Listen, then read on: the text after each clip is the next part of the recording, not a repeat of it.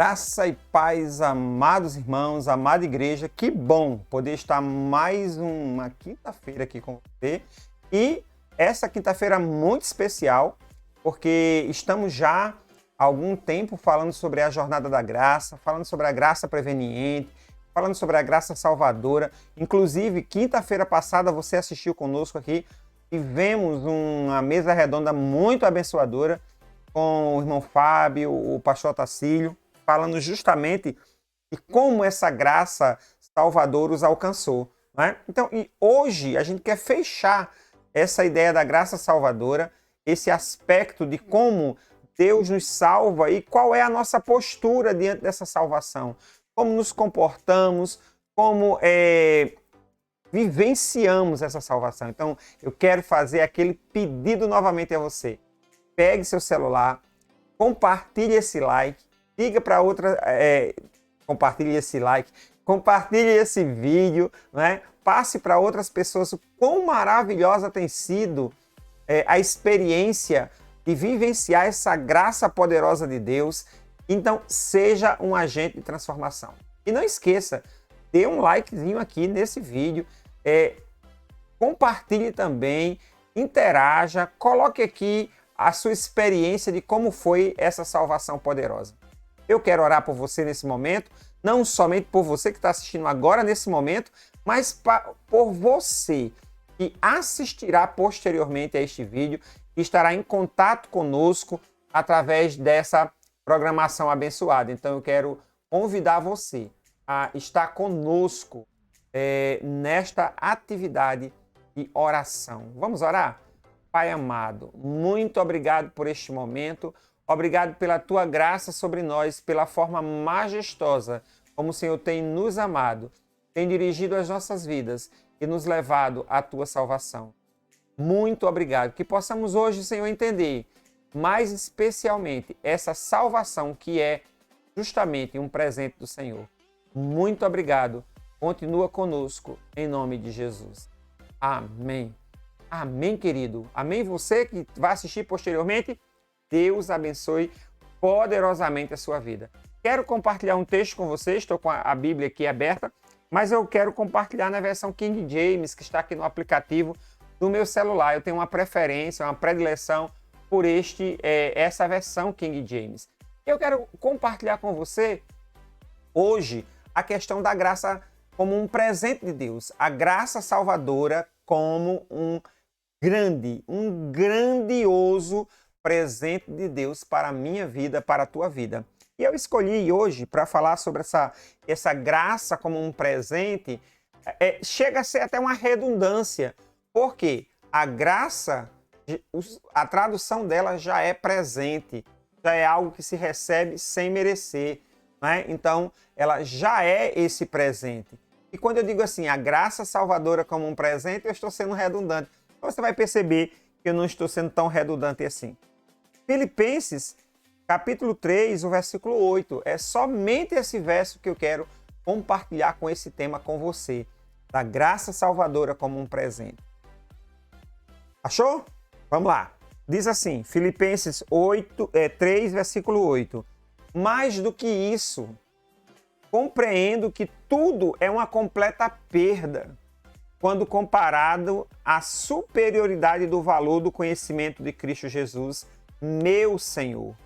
Pois quem decide perder todos esses valores, os quais considero como esterco, a fim de ganhar a Cristo, por quem decidi perder todos esses valores, os quais considero como esterco, a fim de ganhar. Bom, graça salvadora é um presente. Como assim, pastor? Redundância? Não, não é uma redundância, mas é uma reafirmação. Por quê, pastor Josafá? Por que fazer essa reafirmação a respeito da graça salvadora? Devido a esse texto que o apóstolo Paulo apresenta. A primeira coisa que eu gostaria de falar com você é que muitas pessoas não veem a graça salvadora como este presente. Eles ainda estão arraigados àquilo que eles foram, ainda estão arraigados a sementes de um passado, porque no passado eu era uma pessoa maravilhosa e eu fazia, eu era assim. Preste bem atenção. Se você ler o texto todo, o capítulo 3 de Filipenses, você vai encontrar um apóstolo Paulo narrando o que ele foi, mas não para se exaltar, não com um sentido de saudosismo. A graça de Deus é um presente e eu preciso entendê-la como um presente. E para que eu a entenda como um presente, eu e você, nós precisamos nos desapegar do passado. Não importa o quanto esse passado foi bom, não importa o quanto você aparentemente foi feliz, não importa se você era uma pessoa realizada. Eu gosto de dizer para você, já disse aqui várias vezes, a salvação ela é a graça que é um presente, porque ela não é uma questão ética. A graça de Deus, salvífica, salvadora, ela não é uma questão ética. Não é porque eu sou uma pessoa execrável, não é porque eu sou uma pessoa ilustre, não tem nada a ver com o que eu sou, e o apóstolo Paulo vai dizer isso.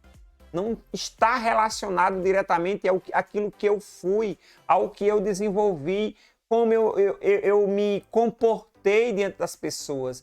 Não, ele vai fazer uma narração. Ele vai dizer, olha, se alguém tem que se gloriar em alguma coisa, se alguém sou eu. Sou alguém que foi circuncidado ao 8º dia, um homem fariseu, benjamita. Ele vai dizer todos os atributos que ele tinha enquanto ser humano, enquanto judeu, enquanto iniciado na lei. Sabe? A graça de Deus, talvez para você, não seja um presente ainda. Você não a vê como esse presente gratuito do Senhor para você, porque você ainda está arraigado àquilo que você foi. Aquele passado, aquilo que está lá atrás. Desapega, né? Esse termo está sendo usado muito na questão de doações, né? Quando a gente tem um guarda-roupa lotado, as pessoas estão usando esse termo desapega. Desapega do passado. Quem você foi não interessa mais. O grau que você tinha nas expressões de religiosidade a qual você pertencia não importa mais. O grande cidadão que você desenvolveu não importa mais, porque diante da graça salvadora desse presente de Deus, tudo isso ficou lá atrás e precisa ficar lá atrás. Quando o apóstolo Paulo ele vai falar no capítulo 3 de Filipenses sobre essa questão de quem ele era e o que a graça fez com ele, ele vai trazer uma série de coisas, de situações, de circunstâncias que para um judeu era o grau mais elevado de que alguém poderia chegar. Olha o que ele diz no versículo 5. Circuncidado ao 8º dia, meus pais não foram negligentes comigo, me trouxeram diante do templo e fizeram todo o ritual da circuncisão. Filho da descendência de Israel, está no versículo 5, do capítulo 3 de Filipenses. Da tribo de Benjamim, hebreu de hebreus. Quanto à lei, fui fariseu. Quanto ao zelo, persegui a igreja. Quanto à justiça que há na lei, irrepreensível. O homem tinha um grau elevado. Mas sabe o que ele fez? E talvez é o que esteja faltando para você. Você olha para as condições passadas e fica pensando assim, poxa, deixei tudo isso. Você fala, deixei tudo isso. Você não fala com um sentimento de que, graças a Deus, deixei tudo porque Cristo é maior. Talvez você esteja falando, deixei tudo isso porque e tenho saudades muito de quem eu fui. Semana passada nós estávamos conversando nos bastidores da nossa mesa redonda e eu estava dizendo para alguns, existe uma grande crise em quem entra, quem aceita Jesus, quem começa a participar da igreja muito cedo. Quando ele chega, e essa crise também foi minha, quando ele chega entre os 15, 16, 18 anos, ele começa a pensar, puxa, eu vejo tantos ex, fulano foi ex isso, o outro foi ex daquilo, aquele outro irmão fez aquilo de mal ou aproveitou dessa forma, e a gente começa a entrar numa verdadeira crise. Talvez seja o seu caso. E a gente começa a refletir o mandamento, mas eu não perdi nada, eu não deixei nada para trás. Preste atenção, preste bem atenção.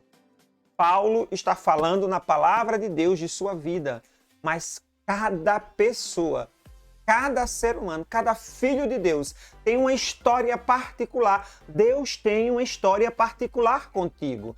Deus tem uma história particular comigo. Ela nunca será igual à dos meus irmãos, de outros pastores, de outros líderes, de outras irmãs. Não, porque é a sua história. E dentro dessa história, Deus se revelou para você com graça salvadora. Dentro dessa história, Ele te preservou de certos males que estavam lá fora, mas você e eu não somos melhores do que ninguém. Somos apenas servos de braços dados com outros servos, rumo a essa jornada de graça, rumo a essa Canaã celestial. Então não importa se você deixou muito, se você deixou pouco, o que você deixou. O importante é que você considerou que Cristo era mais precioso. E é isso que o apóstolo Paulo vai dizer nos versículos seguintes, lá ainda no versículo 8, na parte seguinte. Ele disse, tem uma coisa fantástica nesse texto que ele vai falar, do versículo 8. Ele diz, 3:8. Ele vai dizer, mais do que isso, compreendo que tudo é uma completa perda. Quando eu estou vivendo uma perda, e essa perda eu também perco, eu não perdi nada. Entendeu não? Deu um nó no juízo. Deixa eu dizer. Ele disse que todas essas coisas aparentes eram apenas perdas. E eu perdi as perdas, então eu não perdi nada. Cristo se apresentou como maior. E uma outra coisa interessante é quando comparado à superioridade do valor do conhecimento de Cristo. Isso é uma comparação. Por quem decidi perder todos esses valores, os quais considero como esterco. Tem um detalhe aqui. Não é que Paulo estava menosprezando quem... Olha, esse tipo de reconhecimento, esse tipo de vivência, esse tipo de história que eu vivi, na realidade, na balança eterna, comparada ao conhecimento da salvação, comparado a Cristo, ela está totalmente desproporcional. O texto original da Bíblia, da palavra que Paulo usou aqui, é muito interessante, porque na realidade ele não dá essa ideia, dá também essa ideia, mas tem uma ideia mais específica de coisa que deve ser jogada aos cães. Algo que está tão desvalorizado que não pode ser aproveitado por um ser humano. Essa ideia é importante. Preste bem atenção.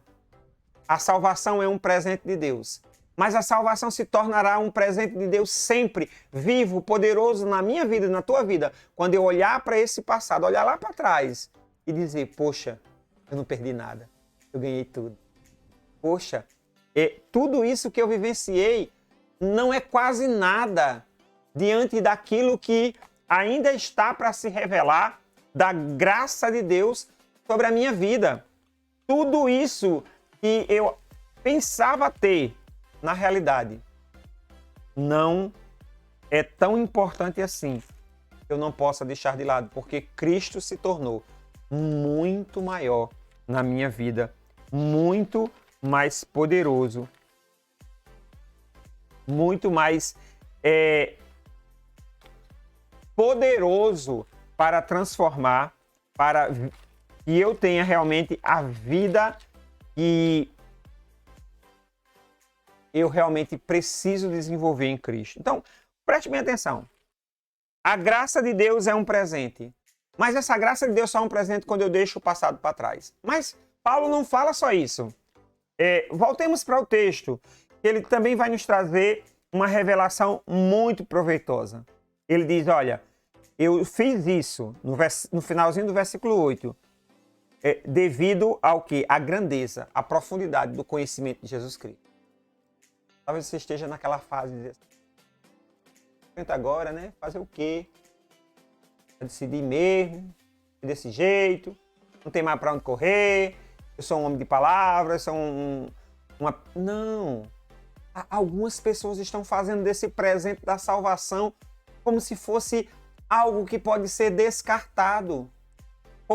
Como se tivesse sido emocionante no início, mas agora perdeu o sentido, perdeu o valor. Aí o que é que Paulo está dizendo aqui para nós? Olha, eu perdi, essa perda que eu tive, ela não foi exatamente uma perda, porque o conhecimento de Cristo é 1000 vezes mais profundo, é muitas vezes mais excelente. Você conhece esse Cristo, esse conhecimento acerca de Cristo? Porque o conhecimento que também Paulo está falando aqui não é um conhecer de ouvir falar. Não é um conhecer, eu sei quem é Jesus, aquele homem lá da Galileia, que nasceu em Belém, morou em Nazaré, fez alguns milagres, Não é esse conhecimento histórico. Conhecer Cristo não é um conhecimento histórico, não é um conhecimento filosófico, não é algo intelectual. Conhecer Cristo é um conhecimento relacional. Quando Paulo foi parado em Damasco, e isso está registrado no capítulo 9 de Atos dos Apóstolos, ele não foi parado por uma força sobrenatural. Ele não foi parado no caminho de Damasco por um elemento da natureza, uma manifestação da natureza apenas.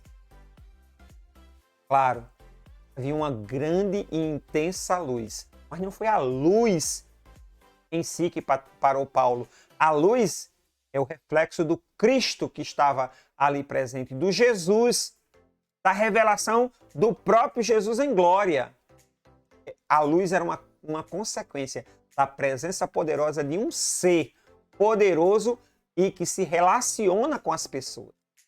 Quando Paulo diz que eu deixei tudo, considerei menor, considerei objeto que deve ser dado aos cães, coisa que deve ser dada aos cães, eu considerei porque eu fiz um peso com um patamar mais elevado.